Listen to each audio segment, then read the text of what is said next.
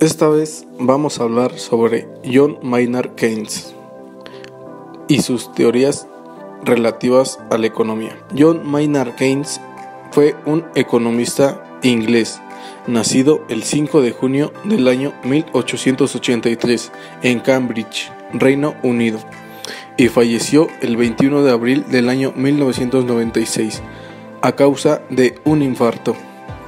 Perteneciente al Partido Político Liberal del Reino Unido, fue conocido por ser el economista más importante del siglo XX, obteniendo así el título de primer barón Keynes.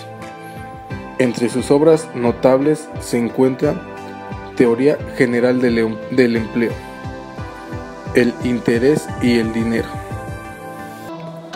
La teoría de Keynes fue considerada de optimismo y visión extraordinaria, quien cree que los gobiernos tienen en su poder para resolver alguno de los mayores males del capitalismo.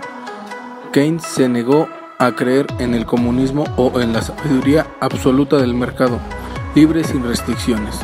En lugar de ello, ocupó un término medio, creyendo que los gobiernos podrían, con una inyección juiciosa de dinero y regulación, suavizar los picos y depresiones a los que todas las economías parecen fatalmente propensas. Keynes creía que lo que principalmente retiene a los países es la corrupción, las políticas miserables y la miopía, pero que si estos tres males se corrigen, entonces la humanidad puede mirar adelante a una época de increíble riqueza.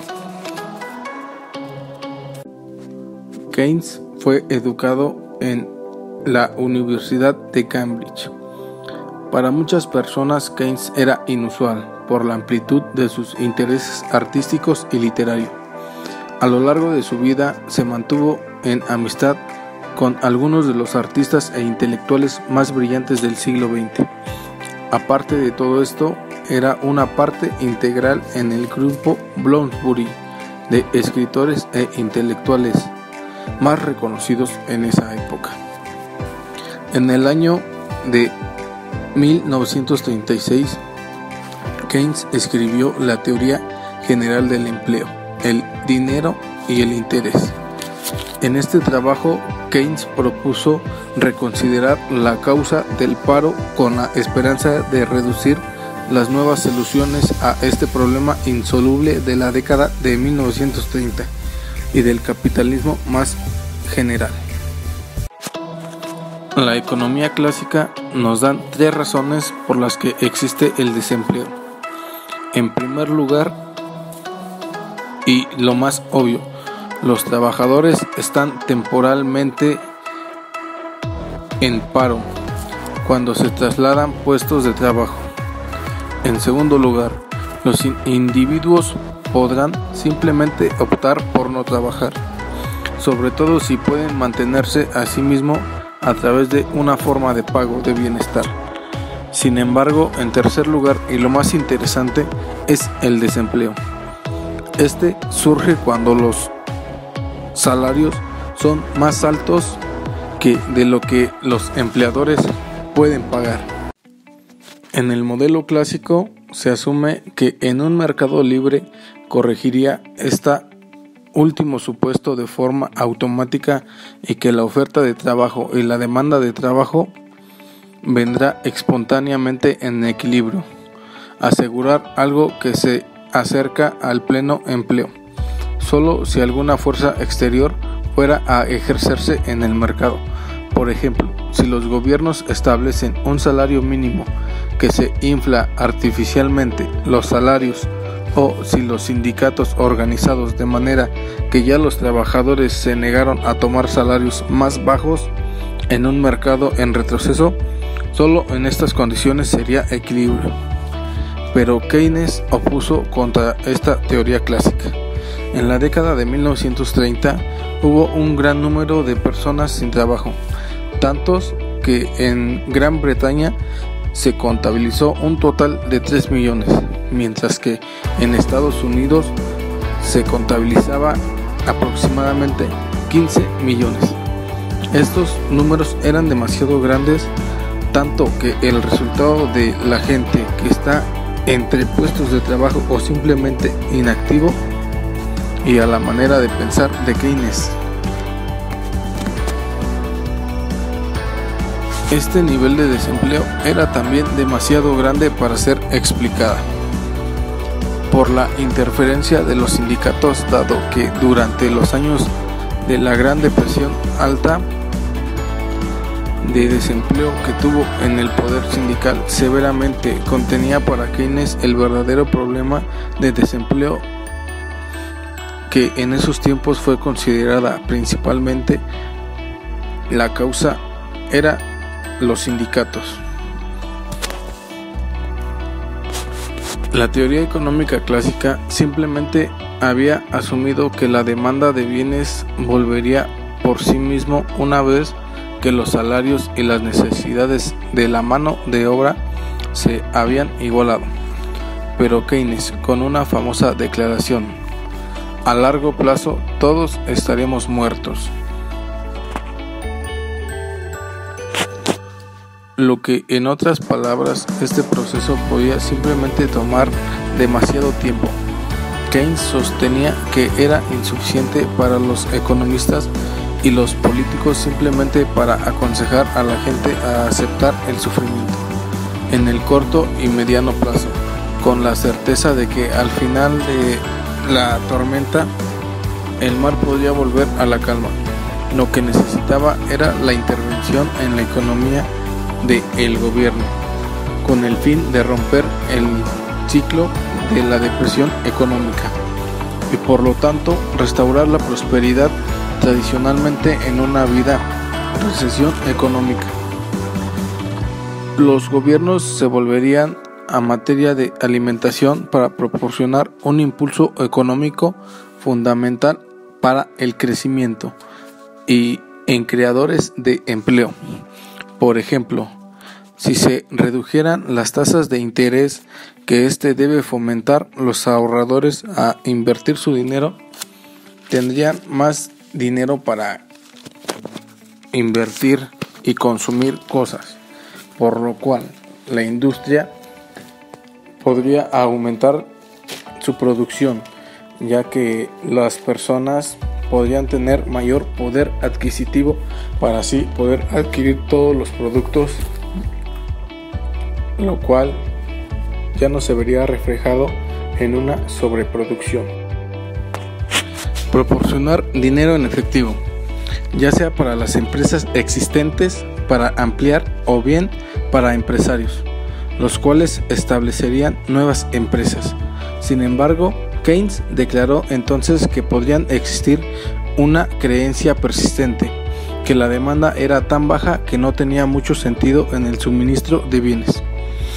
En este caso, herramientas tradicionales de promoción de la recuperación económica sería inútil, y algo más sería necesario si los mecanismos de mercado no fueran capaces de estimular la recuperación económica.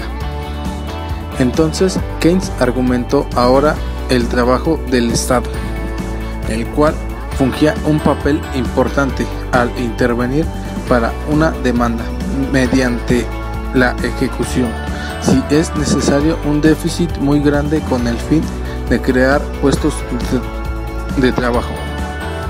En la práctica, esto podría hacerse mediante el aumento de los préstamos y utilizar el dinero para financiar grandes obras públicas que podrían presentarse en la línea con relativa rapidez.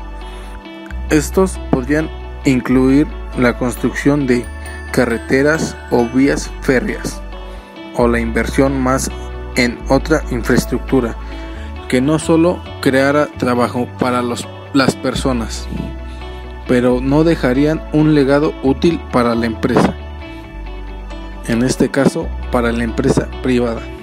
Los gobiernos deben, por Keynes, actuar como el comprador principal en la tierra, la creación de fuentes de demanda hasta más extendidos fuera de la demanda. Puede regresar Keynes crítico a los gobiernos de la forma en que normalmente responden a las crisis. Su impulso inmediato y comprensible es solo por controlar el gasto. Después de todo esto, es lo que un hogar haría cuando el dinero ya no está llegando. Pero lo que es conveniente a nivel de hogar es a menudo catastrófico cuando se aplica a nivel de la nación. Las naciones no son hogares en todo tipo de formas, y Keynes tenía que convencer a su público a activar en contra de sus instintos más simples y básicos.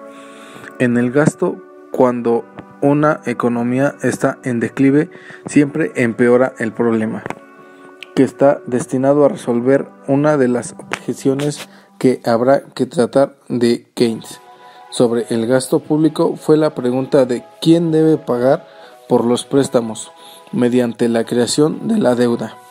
Podría no ser el problema simplemente propuesto para otro día. En lugar de resolverse, aquí Keynes aplicó su teoría de lo que se conoce como el efecto multiplicador. En el primer caso, mediante la creación de empleo a través de obras públicas, gobiernos ahorrarían algo de dinero que han gastado en las prestaciones por desempleo. En segundo lugar, el aumento en el número de personas empleadas crearía un gasto adicional de energía y por lo tanto impulsar la economía de impuestos recibidos. No habría un efecto indirecto en las empresas como oportunidades para dar servicios a los programas de obras públicas, economía nacional y supranacional es necesario y posible. La cepa de las negociaciones de Bretton Woods eran inmensas a Keynes. En 1946, ya envejecido, Keynes, de 62 años, murió por complicaciones en el corazón, lo cual acabó con su vida de un infarto. Sin embargo, su legado se mantuvo. En los 30 años o más después de la Segunda Guerra Mundial, las políticas keynesianas fueron adoptadas en todo el mundo capitalista. Hubo un máximo de desempleo y altos niveles récord del crecimiento económico. Las ideas de Keynes se convirtieron entonces en la nueva ortodoxia y eran particularmente atractivas para la izquierda política. Un caso similar a lo que ahora vemos en México, ya que está establecida una política capitalista y neoliberalista. En conclusión, el keynesianismo se basa en estimular la demanda para provocar un aumento del consumo y el empleo en momentos de crisis. ¿Y cómo se estimula la demanda? Mediante políticas monetarias y fiscales. Keynes fue partidario de utilizar las políticas fiscales, aunque a final del siglo XX las deudas de los países occidentales comenzaron a crecer de tal manera que los keynesianos pasaron a recomendar las políticas monetarias como mecanismos para estimular la demanda. Adiós.